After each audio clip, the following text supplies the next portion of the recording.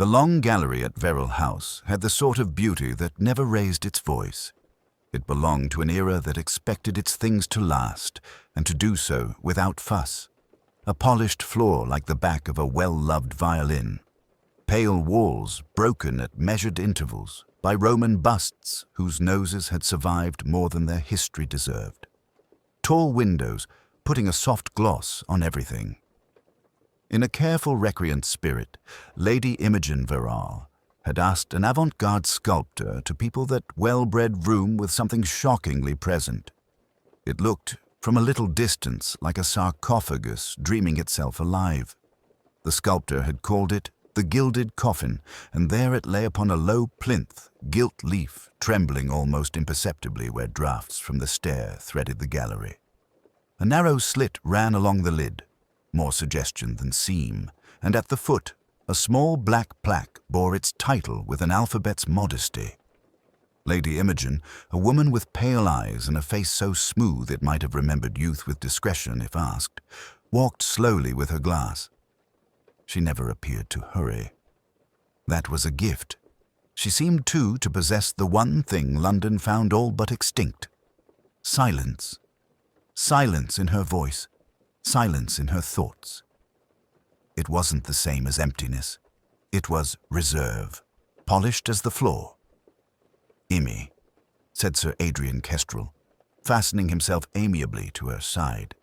He had the shape and the manner of a well-worn armchair, with a mouth built for epigrams. "You've contrived to make archaeology fashionable again. The embalmers will thank you in their unassuming way." "Will they?" said Lady Imogen, who could be mistaken for vague by those fortunate enough not to need her. Sir Adrian tilted his head. "And he has put his soul into it, I suppose, in a sense. Is it not what one does with a coffin?" "He has put his talent," said Lady Imogen. "Ah," said Sir Adrian, and his gaze ran along the gilt the way a cat's attention runs along a thin beam of sun. "Yes, one must distinguish. They are not always synonymous." The sculptor, Hugo Marriott, was across the room in conversation with a tall girl whose dark hair had been taught how to fall at expensive schools. Camilla Arden was one of those actresses directors cast because they heard the audience listening when she was quiet. She stood with her arm looped lightly through Marriott's, a gesture of ownership that looked accidental. Now and then her eyes cut over the company, quick and observant, and came to rest on the figure by the French doors.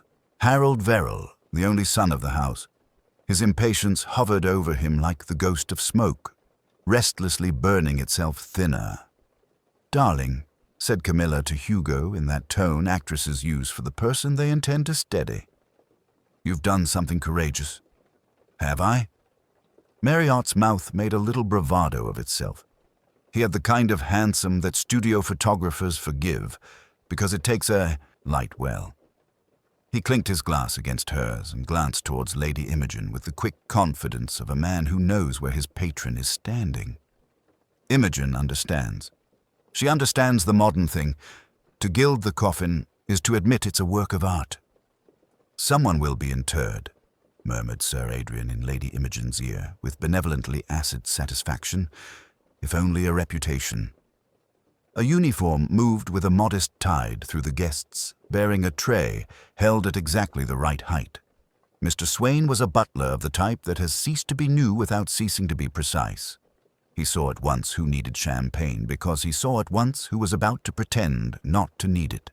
The Virgin had a breath like sighing pears.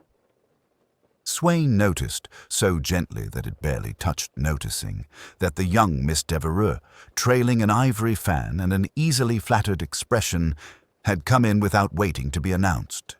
He registered it as he would register a slight roughness in a damask napkin, with concern that would be remedied before it could be reproach.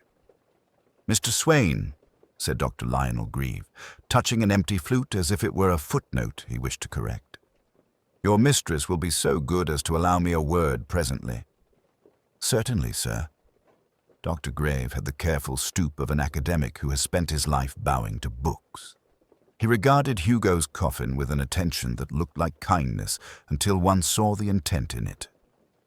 Standing nearest him, General Quill, retired, measured the thing as if it were a map on a table in a bad year. The general's mustache had never surrendered. It was a minor miracle that his voice had learned the trick of gentleness. "Not the sort of coffin for a soldier," he said to no one in particular. "No," drawled Myra Lazenby, the dealer who had brought Marriott to Lady Imogen's notice and had not let herself admit that she had done so out of need. "I expect one might learn to like any coffin, given time." The general eyed her. "It is not a matter for practice, madam." Hugo had made certain that the lid would rise. His generosity had limits. He would not have the ignorant handle his work. At 11, Lady Imogen would say a few words. The critic would be gracious in his ungracious way. This had been arranged, and the lid would be touched and raise itself unhurriedly by a faultless mechanism to reveal a dark interior lined with polished stone so dense one felt it might swallow its own reflections. No one would touch the inside. He had been plain about that. "Harold," said Lady Imogen, stopping beside her son, "have you seen Camilla's hand? She's anxious. You may be kind to her, if you please." "I'm kind," said Harold. His eyes were on Hugo, and he did not move them, but he drank, and his throat moved with care. "He's made a tomb to his own cleverness. He has made something that is very beautiful. I suppose he thinks that earns him rights." "To beauty," Lady Imogen said. "I hope so." Harold glanced at her at last and smiled, because he had learned to. It almost reached his eyes. He found Camilla's gaze on him and went to her in a manner that would reassure a large room without satisfying a small one. Across a spill of lamplight, Myra Lazenby, who could align a buyer with a canvas as neatly as a seamstress aligns silk with a pattern, accepted a folded card from a footman and slipped it, almost without looking, into her ivory reticule. The fold of the card had been worked into the shape of a scarab, a quirk, or worse, an attempt at charm. It seemed to amuse her. She let one finger rest against the tight crease as if it were a pulse. "Dr. Grave," said Sir Adrian with benevolent malice, "this thing has already taught me to respect antiquity. How does it treat scholarship?" "The hieratic frieze is wrong," said Dr. Grave mildly. He was not being rude. He could not help thinking truths. "See there, on the plinth's edge. The cartouches are reversed. In a museum, such a thing should not occur. In an artist," Sir Adrian's eyebrows elaborated themselves, "we forgive everything for the sake of the effect." "Do we?" said Dr. Grave, and one might have taken it for an inquiry of a different order. Swain drifted through sound and scent and silk to where the French doors stood barely ajar. The night pressed like a cool hand against the glass. Somewhere in the square a taxicab passed, and its noisy self-respect was tamed by distance. Swain closed the doors at last. Lady Imogen could not bear the pollen from the lilies to find the silk of her guests. It would stain. Mrs. Temple had removed the stamens that afternoon while the florist looked away. Rituals made a house civilized. "Ladies and gentlemen," Lady Imogen said, without much elevation of her voice. The room was prepared to listen. "We have asked you to join us for the unveiling of Mr. Marriott's work. It is a piece that has already provoked thoughtful disagreement in my own mind, which is a pleasure, and I hope it will do the same for you. Mr. Marriott believes that the forms that hold us, our fashions, our houses, our respectabilities, are themselves a sort of gilded coffin in which we lie and think we are awake. I would not go so far myself, but I can admire his courage." She touched the plinth, and the slim seam in the lid breathed open.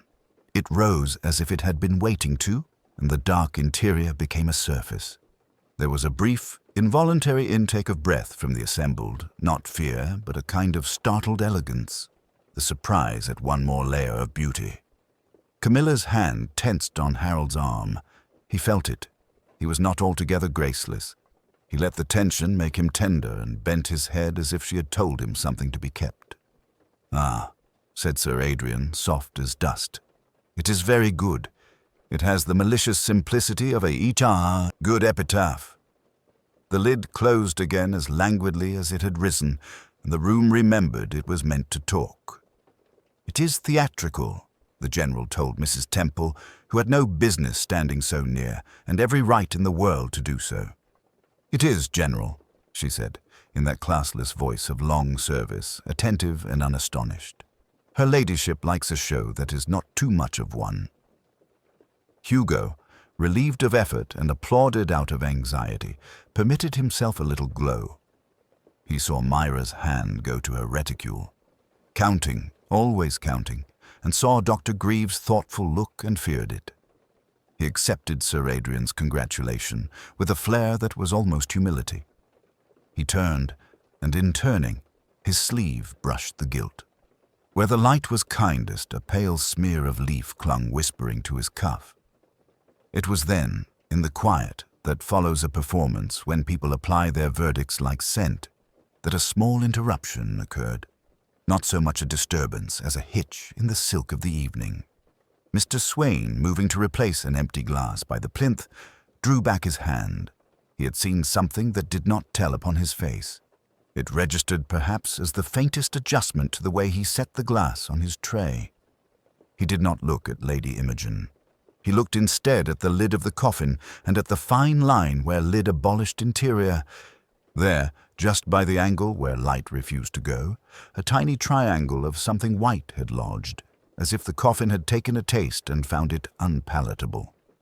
On the mantel, the clock that had been old before any of them learned how to behave in front of their elders ticked with the discreet command of habit.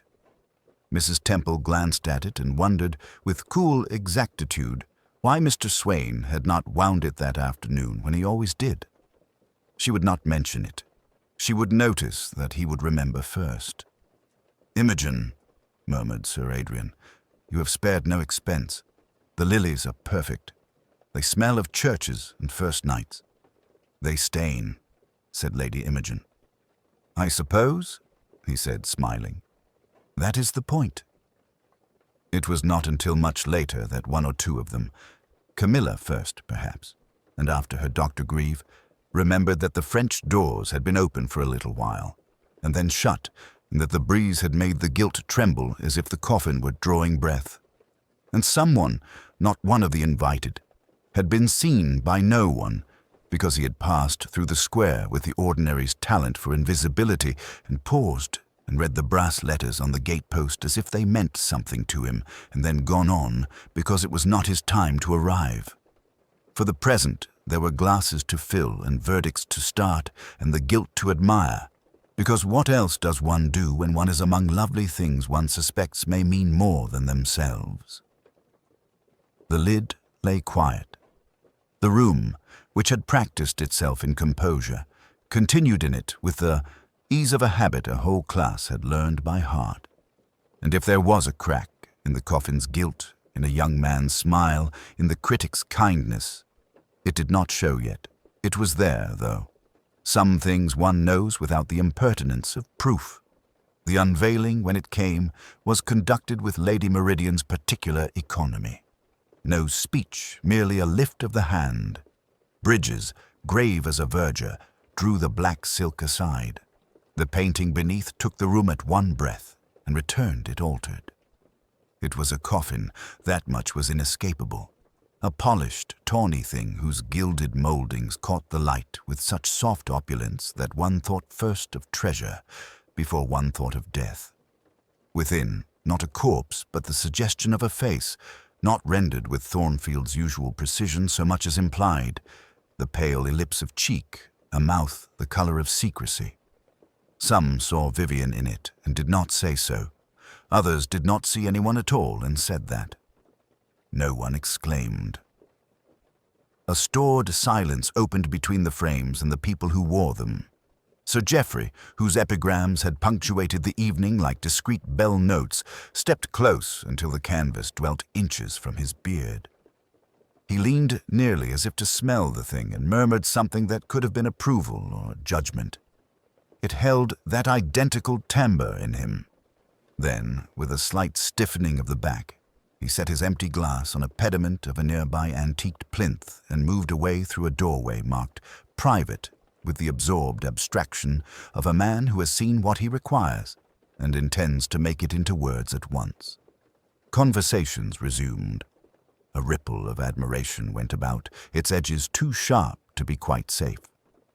Dr. Whitmore stood a little apart with Miss Ashford, who regarded the coffin as one might regard a mirror placed too low. Timothy, color high, stared at it in that way the young have of trying to will a new meaning into something fixed. Helena Carstairs wrote very little, which was in itself a statement.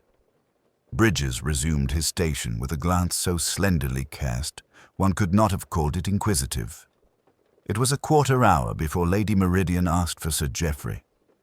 "He promised me a line for the catalogue supplement," she said, which in her economy of language meant that his absence was untidy.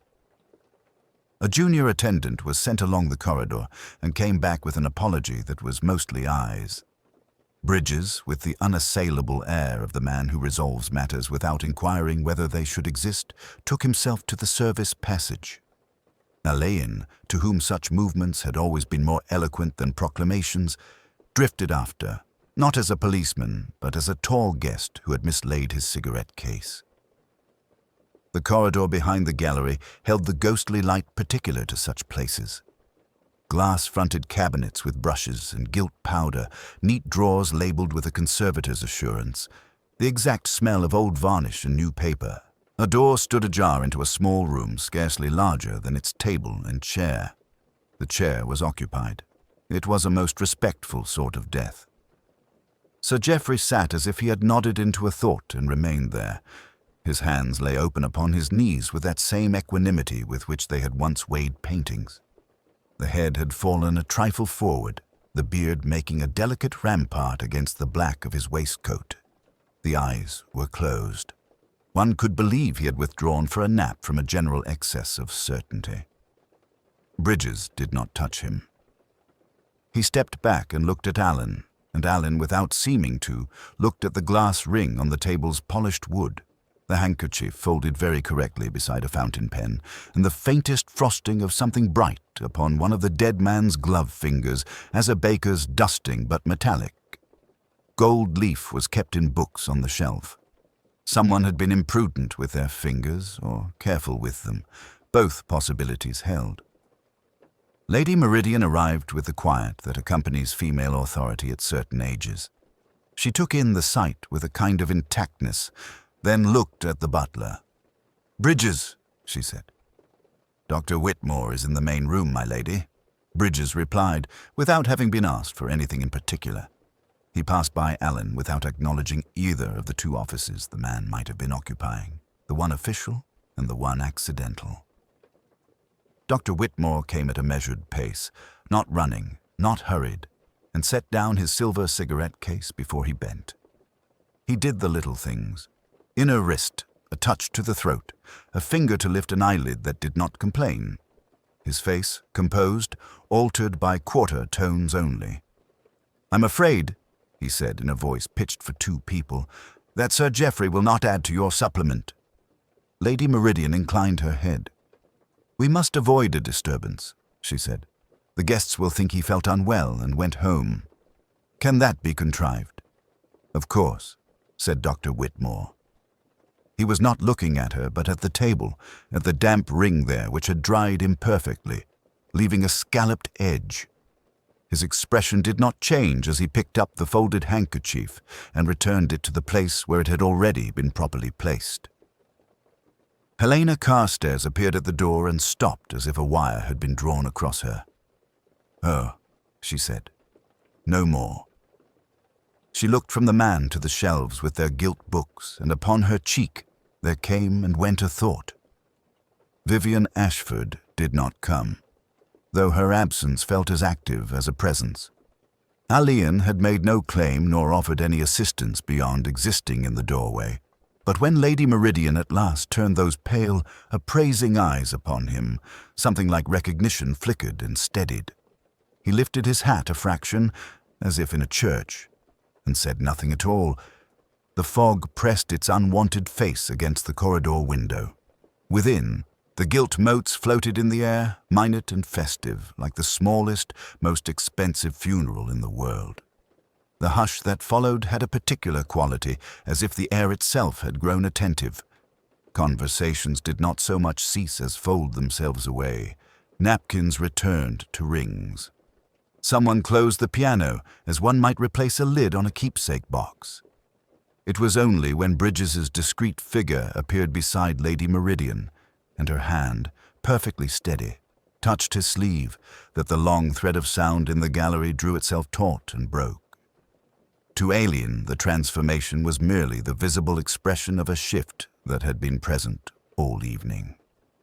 He found himself at the periphery of a small procession moving toward the inner room. The green room, as Lady Meridian, mindful of theatrical parallels, had named it. It was a recess off the main gallery, used for private negotiations and delicate restorations.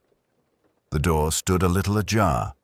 Within, the lamplight was domesticated and low, designed to flatter canvases and hide the utilitarian evidence of their care. It made, incongruously, an excellent place for a gentleman to sit quietly and fail to rouse. Sir Geoffrey Hartwell sat back as if asleep, his head fractionally inclined as though he still listened for applause.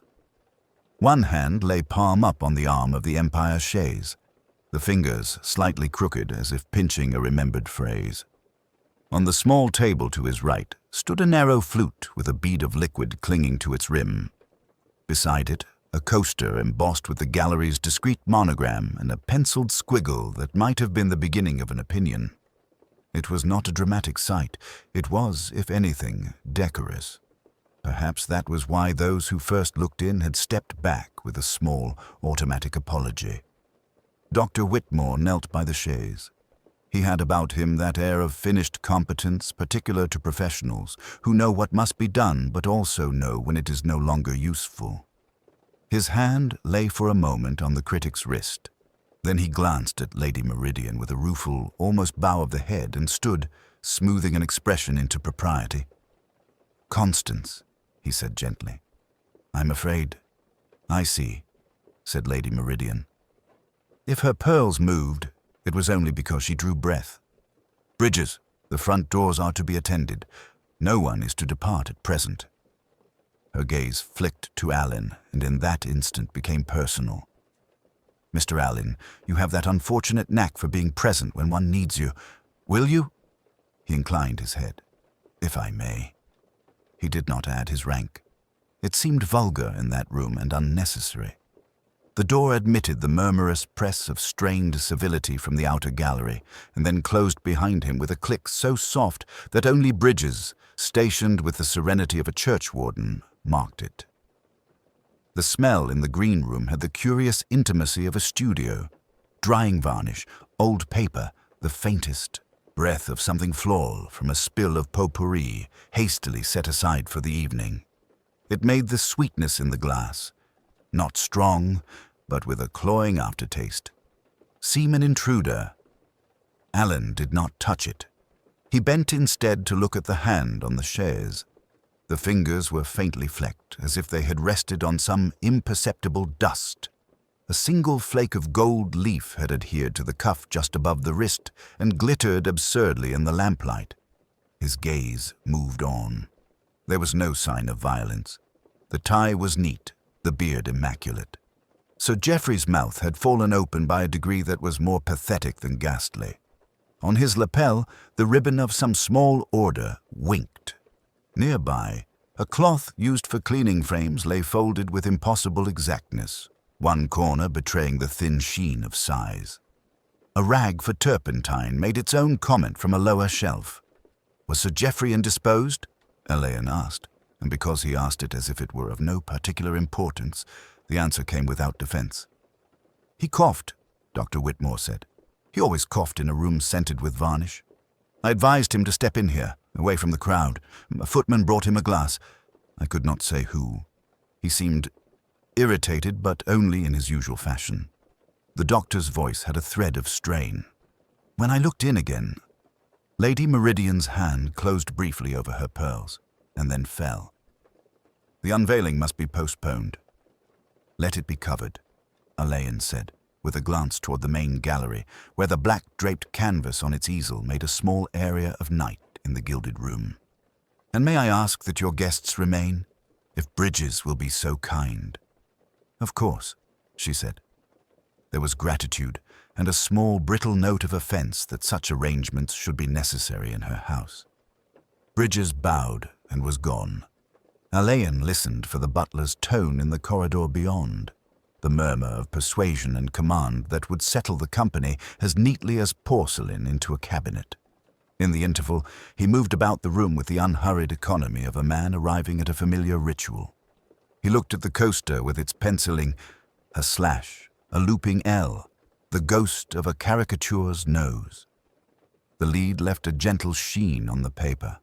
He noted, without crouching, the faint ring the flute had made on the wood, and that the outside of the glass was dry, as if freshly placed rather than long held. A small thing, that, and perhaps nothing. From the outer room came a muted rustle. Vivian Ashford stood with her hands folded too neatly, as if she had been told since childhood that hands left to themselves will betray the mind. Timothy, beside her, had acquired that defiant stillness men wear when they are not sure whether they will be called upon to defend or apologize. Helena Carstairs held her notebook like a missile and did not write in it. On her finger, Elaine observed a faint smudge of the same gilding as on the rag. She must have lifted a frame only minutes before the party began. It was, after all, her occupation. He stepped back into the gallery. The black silk on the easel drank the light greedily. A placard lay face down on the plinth. He did not turn it. The conversations rose and fell in a rigid cadence. Somewhere, the clock in the entrance hall measured the moment. "We shall want the police surgeon, Lady Meridian," Alain said. "My colleague will make the usual arrangements. In the meantime, if you will indulge me, we will keep things very quiet." "Very quiet," she agreed. "Bridges will do what is necessary." Alain's gaze moved once more to Sir Geoffrey's circle. There it was again, the tiny choreography of avoidance and attachment that had first caught his attention. The doctor on the edge of Vivian's orbit. The curator made angular by restraint. The young artist coiled in himself like a spring. The butler's discreet outline as he closed a door whose latch, Alain noted, did not catch perfectly unless the handle was turned up. He returned to the green room and stood for a moment very still.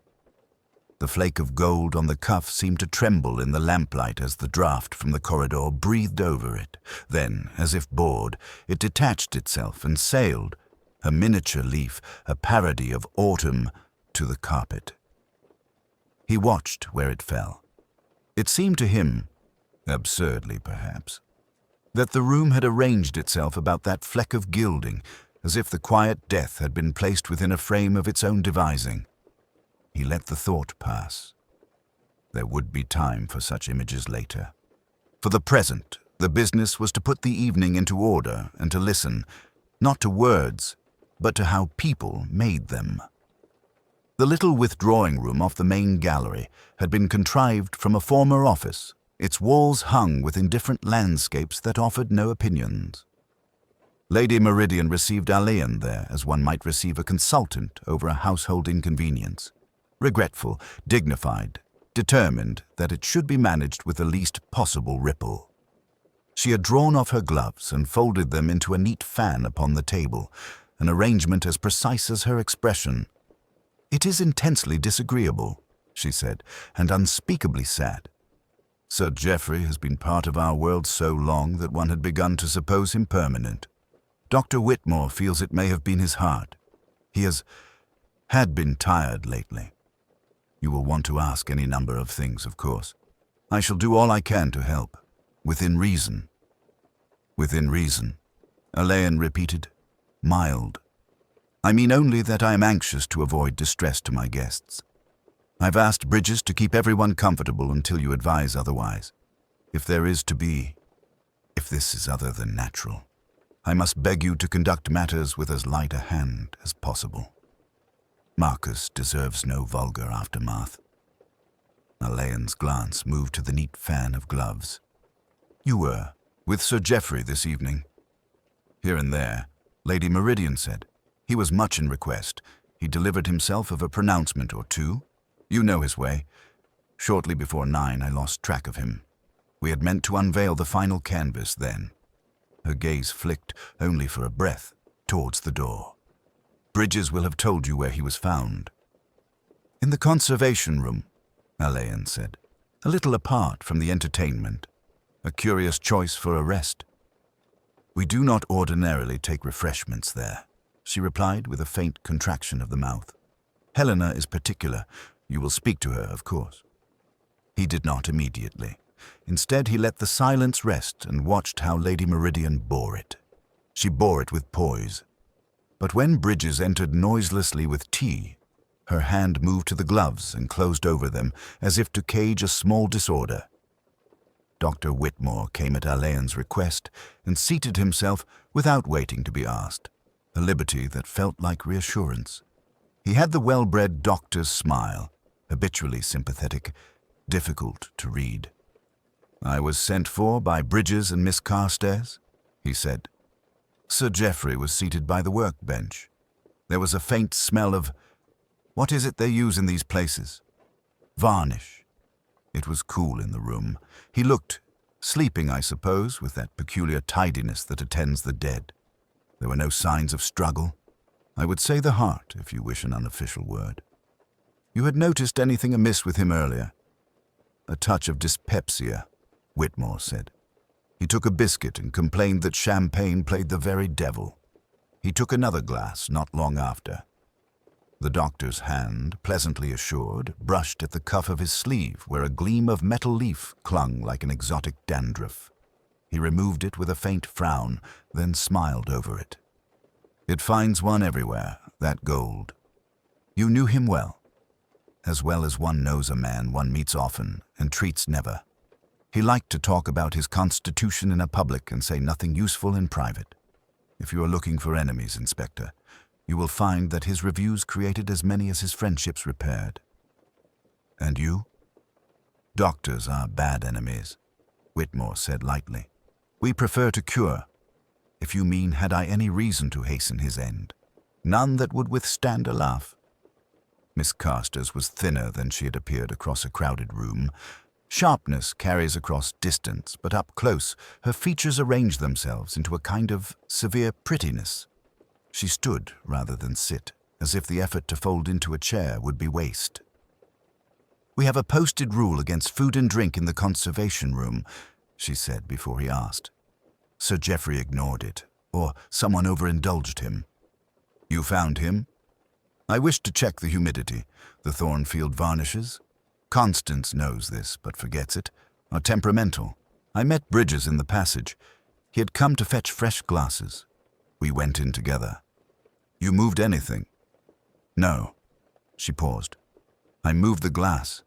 It was too near his hand. I saw and then I did it. I'm not always wise." Alain inclined his head. "Why was Sir Geoffrey there at all? Had you been speaking with him earlier?" "Briefly.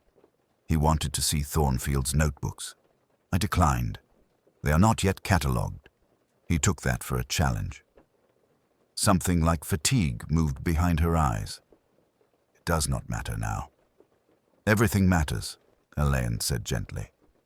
"Was Miss Ashford among those Sir Geoffrey had lately reviewed?" "Not formally.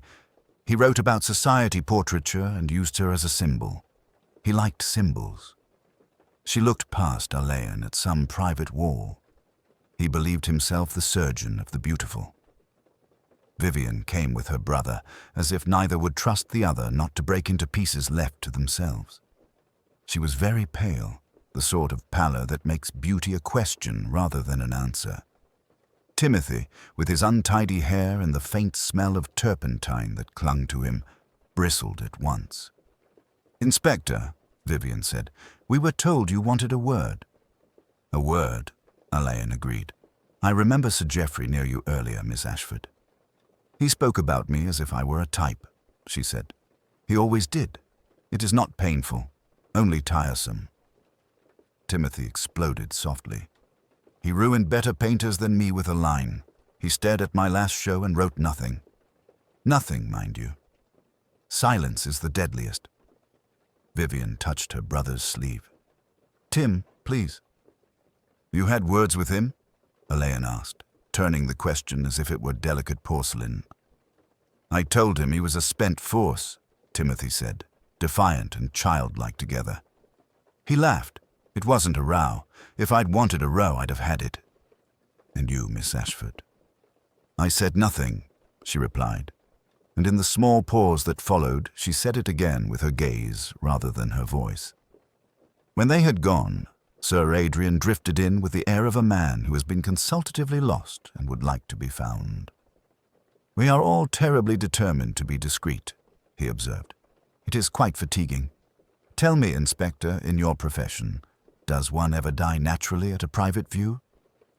It happens, Elaine said. Ah, Sir Adrian returned. Then we are either blessed with realism or cursed with banality. I can never tell which. Bridges hovered then, very nearly a presence and very nearly not. He asked whether the inspector would require anyone else at present. The mild eyes had their own ledger. For the moment, no, Elaine said. But at your convenience, Mr. Bridges, I should like to know the exact comings and goings in that corridor after 8:30. Very good, sir, Bridges said, and withdrew as if through water, leaving behind the sense of a current that had moved and left nothing stirred. The house had its arteries, those narrow corridors behind the show where life ran quietly and unobserved. Elaine, with Lady Meridian's polite sanction, moved into this region as one might into a chapel. The light changed. It was less forgiving. The smell, too. Beeswax, champagne lees, damp wool drying on a rack, the faintest trace of oil paint that seemed to have seeped into the timbers years ago and never left.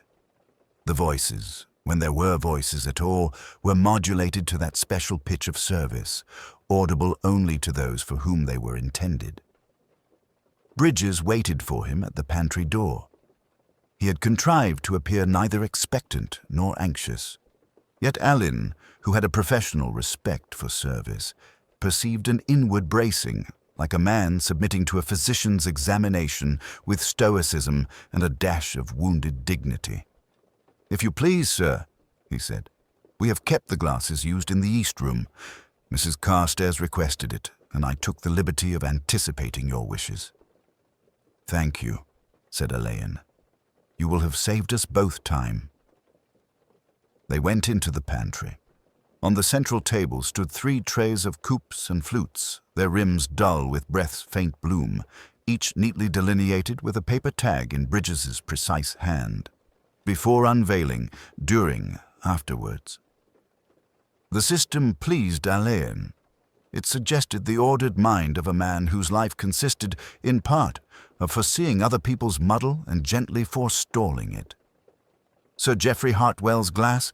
Elaine asked, and observed the fractional pause. In the pause was a lifetime's training, in the resumption, a decision. "I cannot be certain, sir." Bridges's gaze settled just above the tray, respectful of his own ignorance. "I did not serve him personally at the final, moment. Henry took the East Room during the toasts. I replenished in the West. Henry, junior footman, 6 months with us. He is willing, not observant." Elaine did not smile. He touched a glass. The faintest scent of almonds occurred to him and then receded, like a memory that refuses to be summoned on command. "You had a ritual," he said, idly, and heard the interested little silence that follows when one has noticed a cherished detail. The carnation at the top of the tray. Bridges' eyes, grey unblinking, flicked once. Her ladyship likes a flower to mark the first glass of a renewed tray. It is her way of being certain that our guests are served evenly. Tonight I mislaid the flower at one point. It was retrieved. By whom? I cannot say, sir. Cannot? Elaine murmured. Or will not? Bridges's lips compressed. There are objects of loyalty, sir. Her ladyship would not wish unnecessary talk. If I may observe, your work, if I may, often proceeds more smoothly when the talk is necessary. It was not impertinent. It was a statement of philosophy. Alan, who had known butlers like generals and generals like butlers, inclined his head. We shall make an exchange. I will not ask for embroidery, and you will not give me less than the truth. A small breath. A gentleman took a glass from the pantry. Before the trays were carried in, that is all. Which gentleman? I did not see his face, Bridges said carefully. I saw only the sleeve. Dark. Well cut. I'm prepared to say it was not one of the staff. And the flower? I found it, Bridges said with a great mildness that drew a veil over the issue. Alain let it rest. He moved on. Who had access to the East Room anteroom, besides guests? Mrs. Carstairs and the gallery attendants. Mr. Pym keeps the side door. Miss Lyle, this apparently the cloakroom girl, passed through to fetch shawls. The rest remained in public view.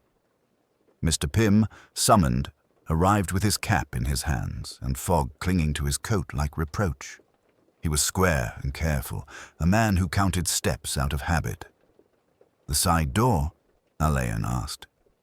Latched, sir, said Pym. I make it my business. There was a draught near 8. I thought the window had been left a shade. Found nothing. The black cover swelled a bit. Like a bellows, it settled again.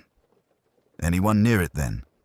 Pym considered, eyes up and to the left, as if reading from the cornice. The young gentleman, the painter fellow, Miss Ashford's brother, he was all pins and needles, walking the skirting like a cat in a new room. Alain made no mark of it. He passed to the glass washing sink. A folded linen napkin lay beside it that did not belong, somehow, to the arrangement.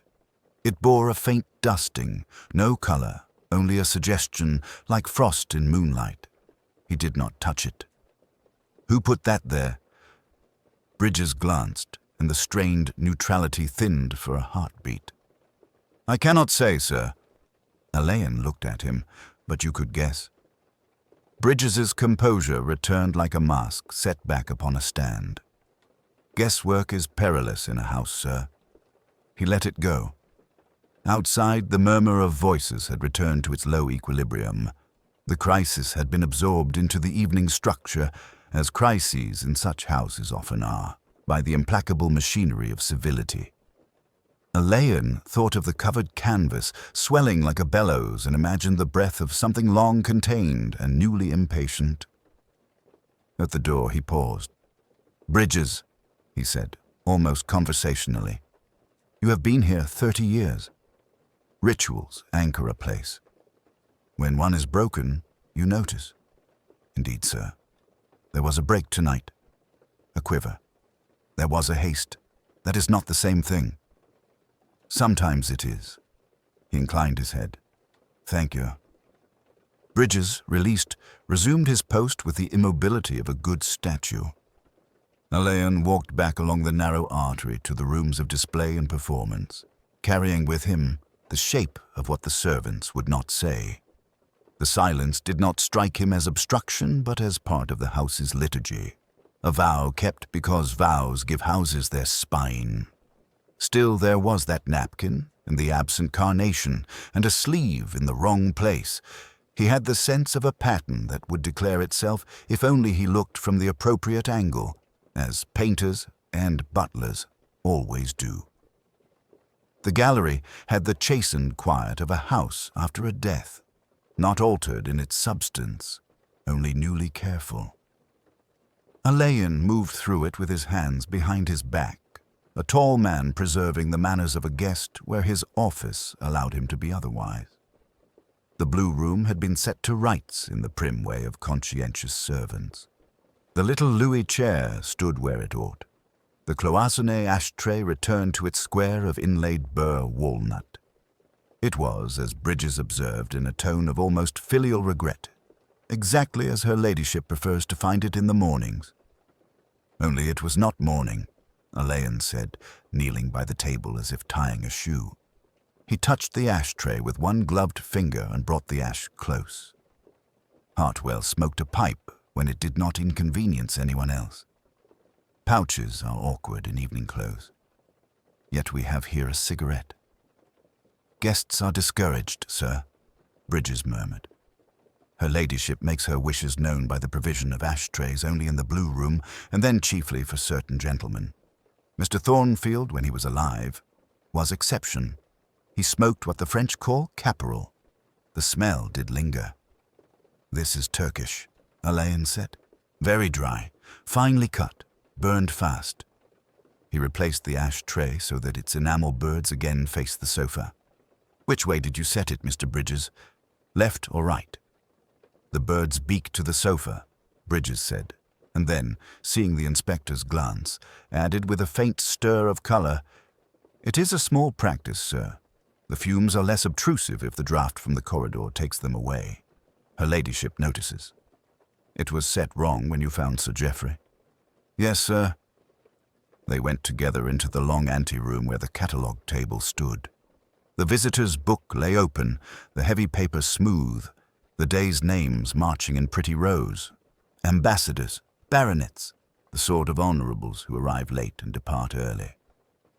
Hartwell's was not among them.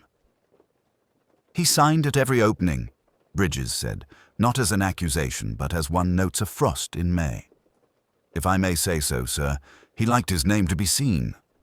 Alain examined the page edge, feeling with the slightest pressure. No indentation either. He did not sign elsewhere. "Is there another entrance?" "The service door," Bridges said, and stood very still. "We keep the key in the Japanese bowl, sir. It is a convenience for tradesmen and emergencies." They crossed into a narrow corridor lined with indifferent landscapes that prudently hurt nobody's feelings. On a small table of black lacquer there sat a shallow porcelain bowl painted with fat carp. Within lay 2 keys. Alain lifted one. It was smooth from use and care. "You put it back yourself?" "I have that honour, sir. After the doctor, Dr. Whitmore, had done what was proper, I stepped to the door to see that it was secure." Alain replaced the key as he had found it, wards towards the right. "And was it thus?" Bridges hesitated. "If I may be exact, sir, no. I keep the wards to the left. It is my habit. There are small habits which, like small vices, one keeps to oneself until they become apparent." Alain looked at him with that faint warmth that was not quite a smile. "Until they become useful, Mr. Bridges. Who else knows of this door?" "Mrs. Carstairs, naturally. The electricians once a fortnight when the picture lights are trimmed. The flower woman in the mornings. It is not for guests. Her ladyship would, well, she would be pained." "She will be spared pain where possible," Alain said, and touched the indicator board on the wall. The brass needles lay flat under their little glazed hoods, each labelled with a room's name. One, Blue Room, showed the faintest tremor, as if someone had not returned its needle fully to rest. Bridges saw where the inspector's eyes had gone and cleared his throat. "We have a bell for the Blue Room, sir, to summon a footman if a cigar has gone astray or a lady requires her wrap. It registered at 20 minutes to 10. I made a note because it does not ring often. When I went in, Sir Geoffrey was alone and, as I thought, drowsing." 20 minutes to 10, Alain repeated. "When was the unveiling?" 9 precisely, sir." Mrs. Carstairs observed her minute. "And coffee? 10:15. For the first time, Bridges looked distressed. "There is the smallest irregularity there, if you will forgive it. A cup and saucer were found later in the Blue Room. Not from the Sèvres set we were using tonight. From the Derby that is kept in the morning room. One of the young people, I supposed. It would not do to suppose," said Alain gently. He stepped back into the Blue Room to the arm of the little chair. On the polished wood near the elbow was a faint, imperfect crescent, the ghost of a cup that had not belonged. The lace cloth beneath had been turned to hide a blot. He stood quite still, the room's quiet settling about him with the light smell of polish and old paint. That small, stubborn matter of the key in its bowl, the wrong beak pointing fumes to the wrong draught, a bell rung at an hour when bells are not rung, a foreign ash that did not belong to a meticulous old man, and a cup that had strayed. These formed themselves not into evidence, but into the suggestion of a person who did not know or did not care for other people's arrangements. Or, more dangerously, a person who knew them so well that the simple displacement became the perfect concealment. Bridges, who had the gift of discreet silence, waited. Alain let the chain of small things rest in his mind, where knowledge becomes useful by settling rather than stirring it. He would presently go again to Mrs. Carstairs with a question about lights, to Lady Meridian about the Derby service, and to a young gentleman who, according to the footman's list, had stepped outside and not returned until it was too late to notice. But first, he went to the draped easel. The black silk had been refolded with professional competence. Only, at the lower hem, a pin had been substituted. Brass, not the nickel that matched the others. He did not touch it. He looked instead at the faint print of a thumb on the silk where one might pinch it to draw the drape aside. The mark was there, and not there, like the memory of a face in a dream.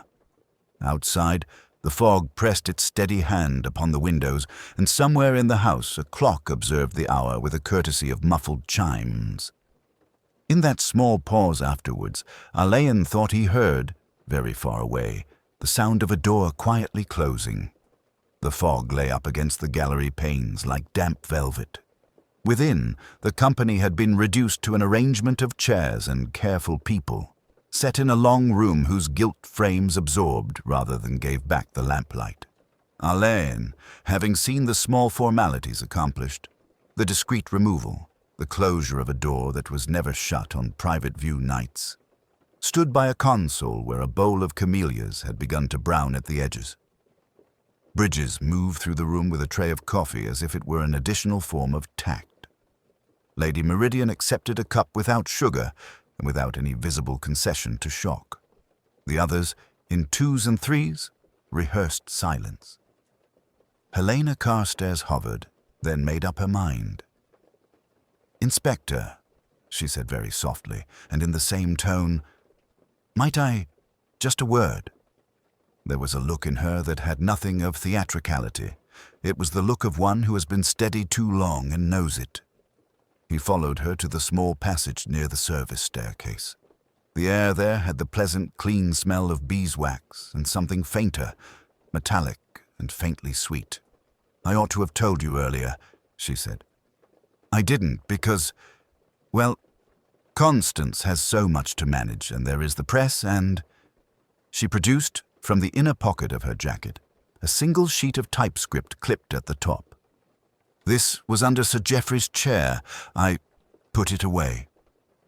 Alain took it into the circle of light thrown by a wall sconce. The paper, good quality, bore a watermark.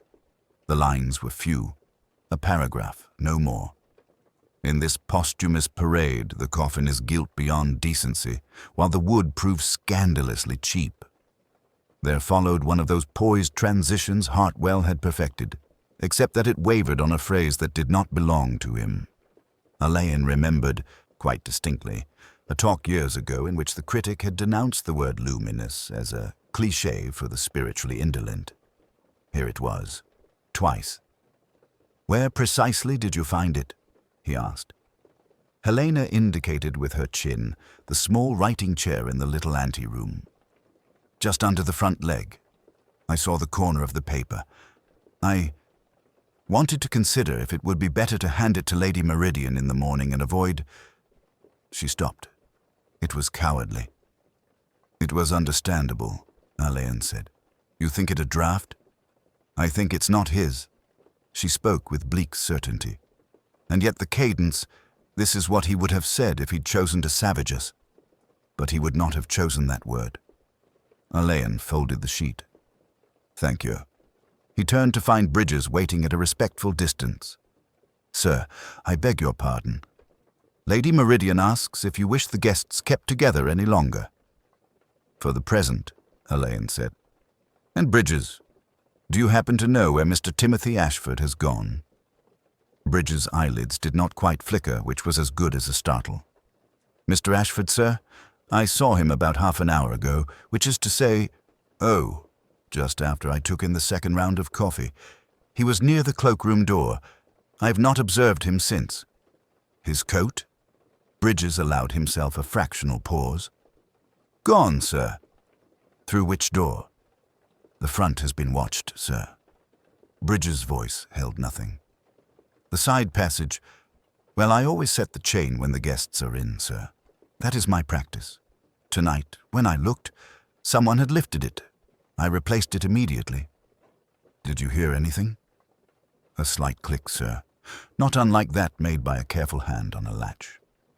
Alain said nothing for a moment. He moved to the service door. The brass fingerplate offered a crescent of dull gleam. On its edge, a speck of something caught the light. He touched it with a fingernail and found it fragile, insubstantial, no more than a hint of gold leaf fastened by some sticky medium, flattened and left. He looked at his nail without comment and wiped it with his handkerchief. When they returned to the long room, Vivian Ashford stood, not quite steady, by the mantel.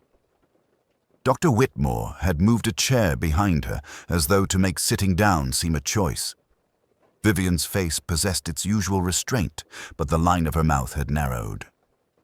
"Tim has gone," she said, not loudly, not a complaint. "He would not have left me." "Your brother may have stepped out for air," Lady Meridian said, as if arranging the possibility among the others. "This weather promotes folly." Sir Adrian, whose wit had deserted him, studied his hands.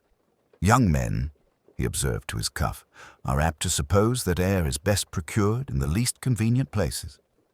Helena had returned to her place near the catalogue table, her eyes on nothing. The black silk had been drawn again across the final canvas by unspoken agreement. It hung now as if it had never been lifted, an absence made visible. The guests watched it without watching it, the way patients listen to a clock in the next room. Alain spoke quietly to the uniformed sergeant who had materialized, as if to affirm that the official world still existed. "Take Mason and have a look down the mews. No fuss. If Mr. Ashford asks to be left alone, oblige him with company." The sergeant went. The fog in the doorway pressed itself curiously against the threshold and was persuaded back.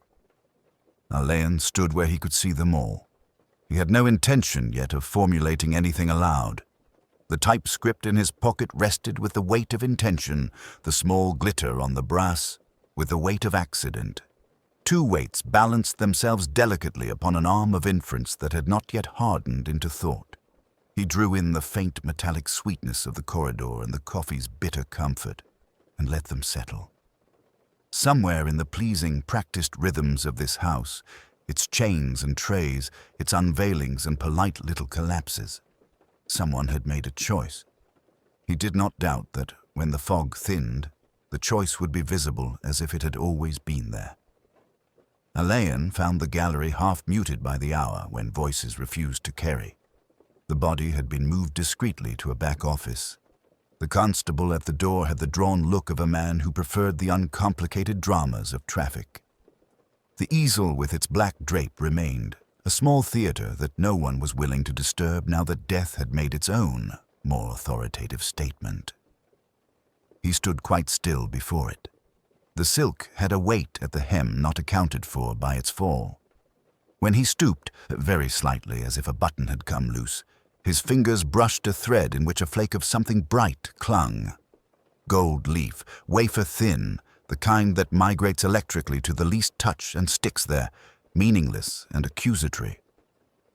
He did not pocket it. He set it, as if by accident, on the corner of a plinth where it would be found by no one who didn't know to look. The catalogue lay open on a nearby chair. Someone had marked it with a pencil line so faint as to be apologetic. Mrs. Carstairs' fastidious hand, he thought, altering the date of a portrait and adding a note from the sitter's correspondence. He closed the book, not shutting it so much as allowing it to cease speaking, and listened. Out in the long room, the company had dwindled to those whom circumstance and propriety held. Lady Meridian was a pale architecture of control. Sir Adrian, seated with the posture of a man who ought to smoke but wouldn't be permitted, watched the others with an air of kindly scholarly interest. Vivian Ashford sat very straight, as if a rod had been passed down her spine, and Dr. Whitmore had taken up the position a few feet behind that a good valet might adopt when a mistress chooses not to accept a chair. Timothy Ashford had been missing for a quarter hour, and returned presently, bringing with him the damp scent of the cloakroom and the look of a man who has told himself something sensible and found it insufficient. Bridges materialized at Alain's elbow with the instinct that is half service and half charity. "Tea, sir," he murmured, "for those who can." Alain nodded. "You are very good. The arrangements tonight, were they, in the main, as usual?" "As is customary, sir," Bridges said, which was a way of saying everything had been as it should be until it wasn't. "Lady Meridian prefers the unveiling at 10:30. The champagne is circulated twice. The drape is ordinarily checked at 7, but this afternoon a photographer, uninvited, handled it. I had it rehung." "You did so yourself?" "With Mrs. Carstairs, sir. She favors a precise fall." A fractional pause, the kind that separates truth from tact. Sir Geoffrey asked for his snuff at 10:15, as he does. I brought his box from the cloakroom. "Not from his pocket?" "He dislikes the bulge." Alain allowed this to arrange itself in the quiet of his mind. "Did anyone else handle it?" "Not to my observation, sir." Bridges's gaze rested somewhere just over Alain's shoulder. There was a paper twist of powder on a side table, left by one of the gentlemen who think snuff diverting. I disposed of it. "In the usual way?" "In the fireplace," Bridges said, and would say no more. He moved away with the tray and the humanity of a man who could put a cup into a hand without drawing attention to the hand's shaking. Alain went to Vivian and asked if he might sit. She made a space without looking at him, which is sometimes more revealing than attention. "This is a frightful business," she said. It was not an appeal. She seemed to be placing a remark in the record. "Very," Alain agreed. "You knew Sir Geoffrey well?" "Everyone knew him," she said. "He took pains to ensure it." Whitmore's voice came from behind her shoulder, polite and edged. Miss Ashford sat for Thornfield. Sir Geoffrey had views on the ethics of posthumous fame. "Did he?" Alain said. "And you, Doctor?" "I have views on the ethics of living," he added after a fraction. "Forgive me, it's late." Timothy, who had come up on that last word, made a small sound that might have been a laugh and might have been a sob. "He called my work derivative," he said to no one. "There are worse things." His eyes flicked to the black drape. Is that what he was going to do, derive a scandal from Marcus? Lady Meridian's pearls made a click against china. "We shall not discuss Mr. Thornfield's intentions. They are past any of us." Alain looked from one to the other and saw in the set of their mouths and the arrangement of their hands the shapes of motive as distinct as a line drawing. Protection, pride, resentment, a guardian's jealousy, a curator's creed. The forged letter, if forged it was, had passed like a whisper between them and blown dust from old shelves. It had not, he thought, placed guilt. It had only shown where guilt would most easily lie. He rose. "We won't unveil tonight," he said, not as an order, but as a courtesy. "The thing has its own calendar. Bridges will lock the room. Mrs. Carstairs, the catalogue and any correspondence, pray keep them as they are for the morning." She inclined her head with a severity that conceded more than consent. Sir Adrian stirred and said, to the room rather than to Alain, "One sometimes suspects that truth arrives not with a flourish, but like fog, gradual and entire."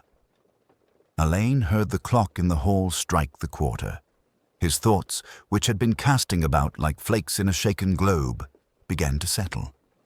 He had the strong sense, never to be trusted, always to be respected, that the method was almost insultingly simple, and the motive not far behind it. He kept this to himself, as he kept the image of a powder-tipped glove and a gold flake clinging, absurdly loyal, to a thread. Lady Meridian had acceded to Alain's request with the sort of dignity that turned obedience into patronage. The principal guests were moved, with a minimum of fuss, from the public rooms to her smaller salon at the back of the gallery. There the fog pressed like frosted glass against long windows, and the lamps made small islands of civility upon the carpet. They sat as people do at the edge of some minor catastrophe one hopes will pass without reclassification. Stiffer than necessary, voices reduced to ornamental usage, the peculiar hush of well-bred expectation. Bridges saw to coffee, and such restorative trifles as sugared almonds and dry biscuits. His count exact, his tray unshakably level. Ellen, who had requested that no one leave, found the rearranged calm instructive. In the salon's arrangement, invisible fault lines became legible. Miss Ashford had taken a seat a trifle apart and held her hands together as if to steady something within them. Her brother occupied a position that tried for nonchalance and fell into a sulk. The curator, Mrs. Carstairs, bent over a catalogue, reading without turning the pages. The medical man, gloved still, kept by the mantel and did not touch the coffee. Lady Meridian, pearls like pale moons at her throat, regarded her company with the rigid mercy of a choir director counting beats after the last note has faded. They had left the alcove as they found it. There had been no disturbance, no cry, no theatrics, only Bridges with a deferential murmur in Alain's ear, and then the quiet arrangements that follow the arrival of an irretrievable fact.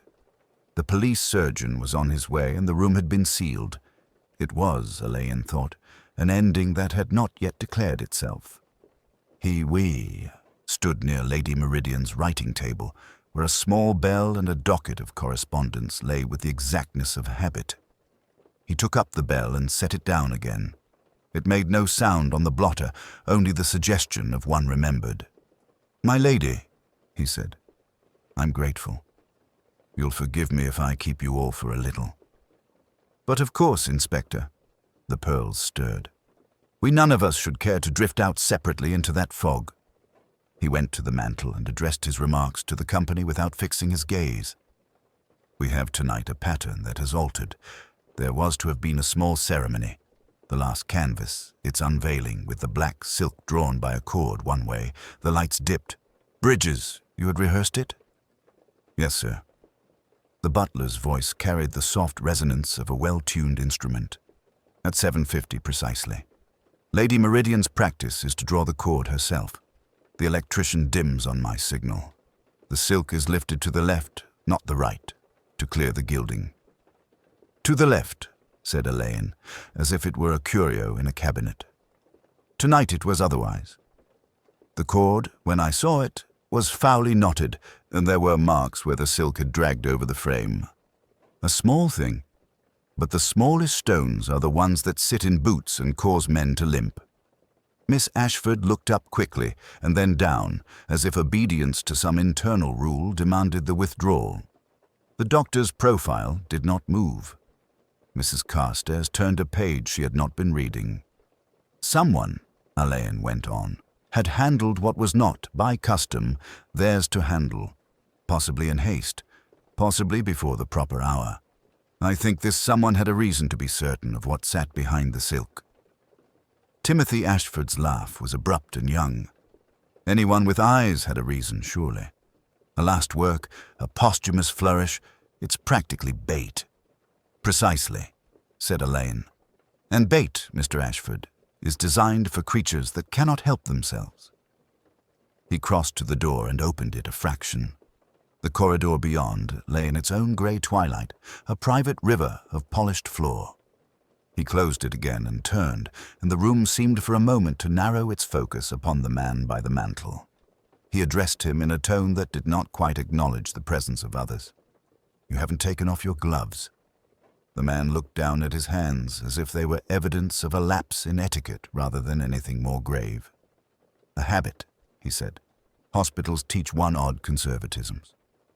Indoors and among friends, said Alain mildly. Forgive me. I'm absurdly literal about certain small rules. I was wondering only if the gold leaf that has found its way upon the left cuff would be happier on a conservator's apron.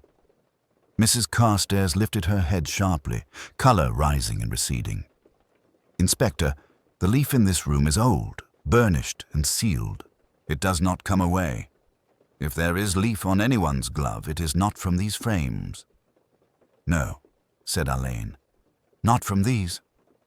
There was a movement then, no more than a shift of weight, from the chair where Lady Meridian sat. It seemed to Alain like the creak in a theatre's upper gallery when an audience leans forward. He allowed the silence to spread. It carried better than any argument. Inspector, said Lady Meridian at last, if you must speak plainly to one of us, pray do so out of my hearing. Willingly, said Alain.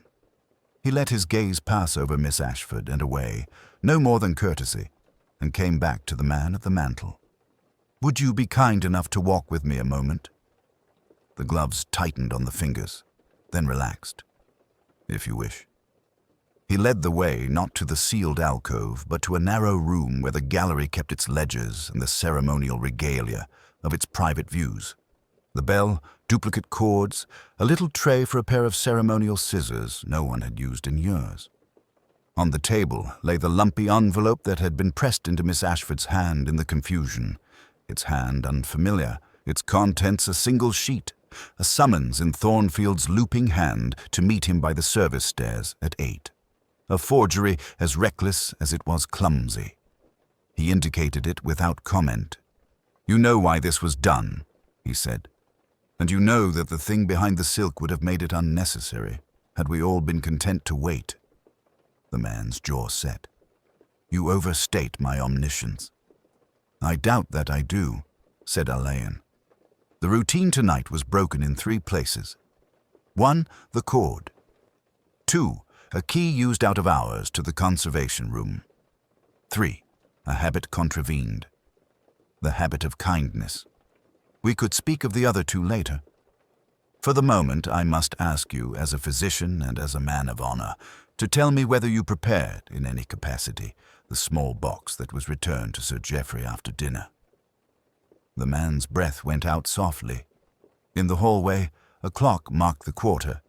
It sounded like the tapping of a blind man's stick along an unlit pavement. I would rather not answer that.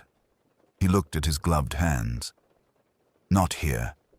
No, said Alain. Not here. He walked back to the door and waited.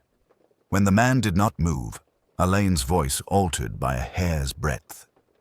Then we will go together and speak to Lady Meridian. It is time for the calm to be collective. They had drawn the circle small, as Alain preferred.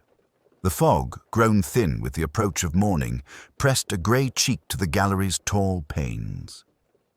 Lady Meridian, composed and colourless, sat near the unlit hearth in her private office, where the walls were lined with Thornfield's preliminary studies in their sober mounts. Bridges moved like a shadow, placing a tray of tea and departing without sound. Vivian Ashford stood by the window, gloved hands clasped at her, waist a still figure cut from air. Dr. Whitmore kept to the bookcase, half-turned as if prudence required him to offer anyone the geometry of his profile rather than the full face of complicity. Sir Adrian Kestrel had asked to remain. He sat grave for once. Helena Carstairs, outwardly composed, had arranged herself in a chair with a scholar's careful economy, her notebook closed and square upon her lap.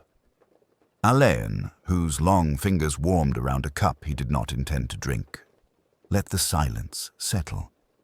He saw their reflections, pale, oddly flattened, in the glass that separated the room from the darkened corridor beyond, where a single view lamp made a nimbus around the shrouded final canvas. "Thank you for the patience," he said at last. "One is always reluctant to disturb what habit contrives. But habit is not infrequently the only witness who can be induced to speak. Bridges, for example, has a ritual with his trays.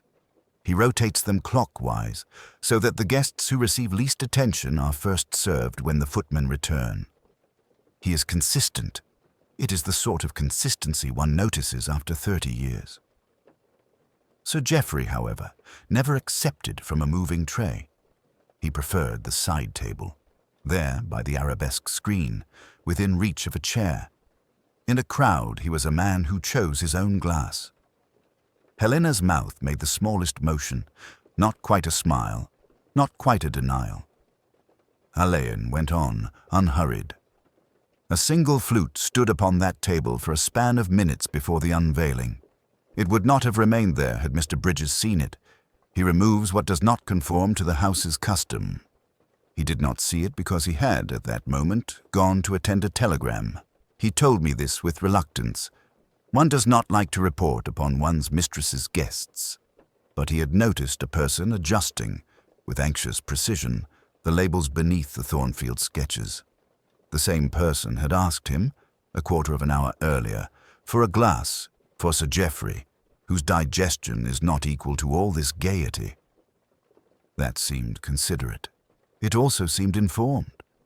His eyes travelled from Lady Meridian to Vivian, whose gaze had not shifted and settled finally upon Helena. Miss Carstairs understands digestion. She also understands the value of habit. One might call it the curator's religion. Sir Adrian released an audible breath that might have been a laugh if there had been anything to laugh at. Dr. Whitmore's hand closed more tightly upon his cane. Helena's fingers, which had been perfectly still upon the notebook, shifted fractionally, as if testing the grain of the leather. "Inspector," she said, and the word was both acknowledgment and an attempt at the old terrain of civility, "you are generous in your deductions, yet you have not mentioned the letter." "Ah," said Alain softly. "Yes." He set down the untasted tea. Sir Geoffrey received a black-edged envelope. Bridges delivered it. It contained a typescript, extracts purportedly from Thornfield's notebook, casting a shade upon the authenticity of the final work. A trap, in effect. Not because the extracts were false, on the contrary, they were truer than they had any right to be, but because they were imperfectly disguised. The catalogue in your hand, Miss Carstairs, uses an N- in the French manner and closes its quotations without the English space. The typescript does the same. It also commits, in 2 instances, your private heresy with the word palate. Want where most of us would suffer too. One grows fond of people's little systems. Helena lifted her head with something perilously close to pride. And if I were foolish enough to write to Hartwell, what then? He was a bully. He wrote men out of existence. He intended, said Alain, to write this exhibition out of solvency. He had discovered that the final work does not, in all its passages, answer to Thornfield's hand. He would have said so brutally, because brutality was his métier. You, I suspect, finished the canvas from the study he left, out of devotion or ambition, or perhaps both. "You haven't asked me whether it is good," Helena said. It was almost plaintive. Then it steadied. "Marcus began it. He had the conception. The gilding was mine. He would have thanked me if he'd lived. He was often grateful afterwards." Lady Meridian's eyes, which had been fixed upon nothing, moved to Helena's face. In that slow shift, Alain read resignation as clear as any signature. Vivian, who had scarcely breathed, seemed to shrink into her outline. Whitmore's jaw worked once, as if some speech long rehearsed had found itself dismissed without being summoned. Alain's tone did not alter. "You armed yourself with Hartwell's habit and your knowledge of the room. You placed a prepared glass upon the side table during the small confusion of the unveiling. It was not much. It did not splash drama. It simply stopped a heart that had bullied others for a lifetime. You thought that would be the end." Helena's hands left the notebook, came together, and lay quite calmly, as if for a portrait.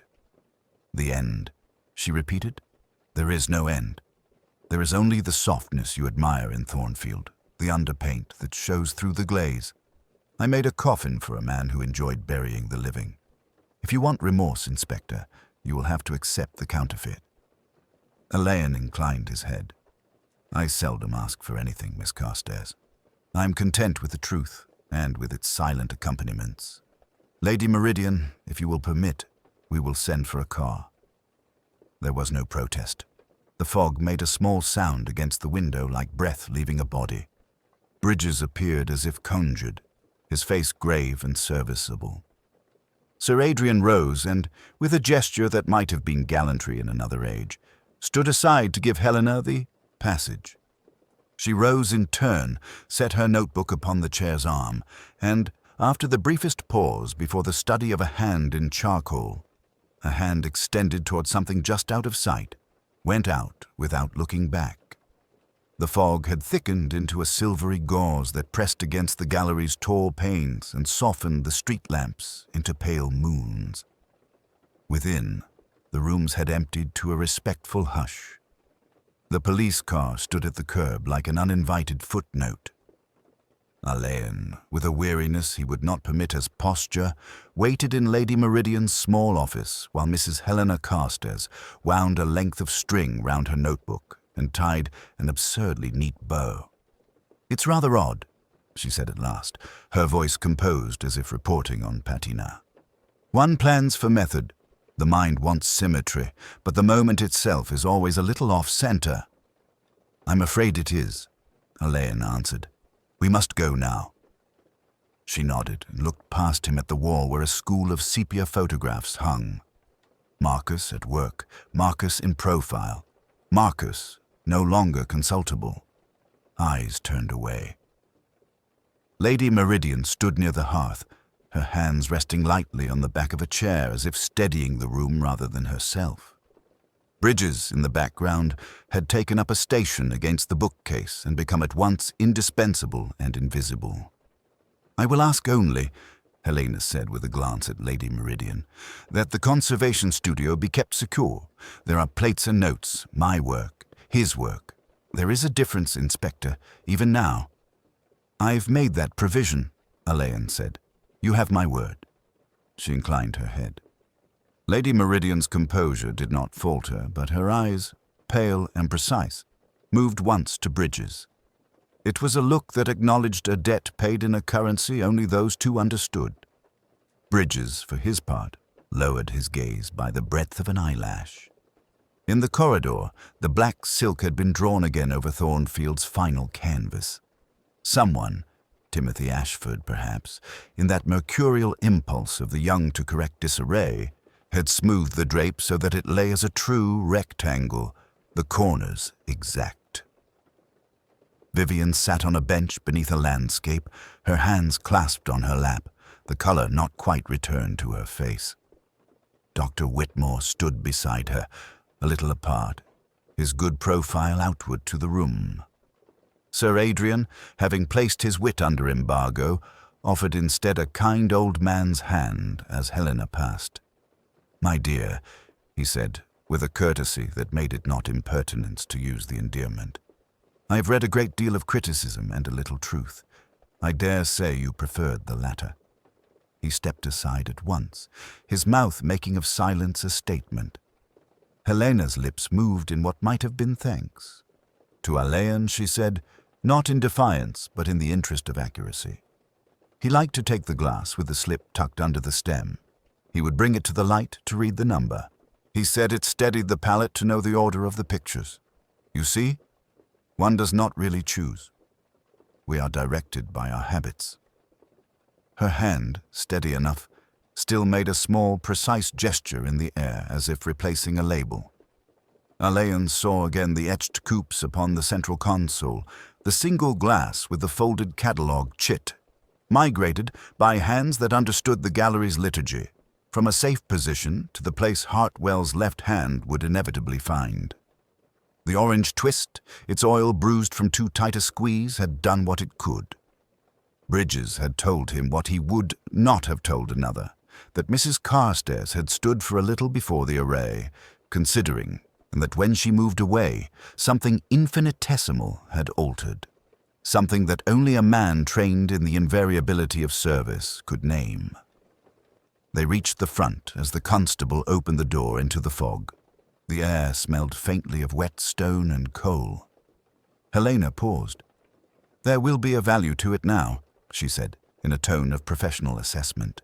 "The show, his name, even the frames, it is hideous and true." Lady Meridian made a small sound that was not agreement or dissent. "Mrs. Carstairs," she said, "I'm sorry." Helena half turned. "You are correct to be. I'm not certain I am." To Alan, she added, with a mildness that was almost tender, he would have written the piece. He would have said it, and the papers would have fallen on the phrase. "I did it clumsily. Cyanide is a coarse solution, but then, so was his prose." "Come," Alain said, and his voice was not unkind. He offered his arm. She did not take it, but walked at his pace to the waiting car. Vivian rose as they passed, and for an instant her hand lifted, hesitant, then fell again. Dr. Whitmore's eyes met Alain's over her head, the briefest acknowledgement that one fear had receded while another, quieter, lasting, had taken its place.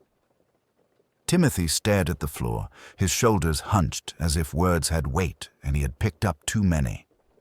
When the door closed upon Helena and the motor engaged its low, dutiful hum, the gallery seemed to exhale. Bridges, with a tactfulness that in another man would have been theatre, approached the draped easel and adjusted the black silk so that its fall was precisely even. "If Madam pleases," he said to Lady Meridian, "I shall have the south lights extinguished and the locks attended." "Thank you, Bridges," she said. After a moment, "And the catalogue slips?" "I have them," he replied. "All in order." Alain stood a little apart, watching the last of the guests depart in muffled pairs. Sir Adrian came to his side and said rather gently, "You play a long game, Alain." "It plays itself," Alain said. "We only mind the board." "And where is the king?" Sir Adrian asked, glancing with a half-smile at the shrouded canvas. "In the box," Alain said, "and likely to fetch a very good price." He did not smile. The fog pressed delicately at the glass. Somewhere, a taxi bell rang, a small domestic sound curiously anchoring. In the office behind them, a telephone began to purr. Alain turned his head, listening as if the next stage of the matter would be spoken in that neutral machine's voice. The gallery had been restored to its habitual hush. Flowers, discreetly cooled and rearranged, no longer overwhelmed the air. The last of the glasses had been carried away, and the black silk that had swathed the final canvas lay folded, heavy as a moral. The inspector stood with Lady Meridian in the central room where the portraits watched, patient as saints. "Bridges will lock the side door," she said. "I find that small latch—" She broke off and smiled as if these trifles, resumed, were a pledge that life could be coaxed back into its proper channels. "It is extraordinary how quickly things return to their places." "They return," he said, "but not always as before." Her composure, so carefully burnished, held. "No, not quite." They were both considering the unveiled picture. It did not scream its message. It did not even raise its voice. Gold leaf had been laid in narrow, uncompromising bands, forming an austere rectangle whose depth, by some trick of Thornfield's handling, seemed to draw the eye inward. Within that gleam, the faintest ghost of a face hovered, only a few thin strokes suggesting cheekbone, mouth, the shadow of an eye. To look long was to find oneself reflected, very slightly distorted, in the shallow brilliance. One saw the room behind one's own shoulder and the whisper of a hand passing over gilt as if across a coffin lid. Marcus was never really kind, Lady Meridian murmured. He would have found a certain elegance in all of this.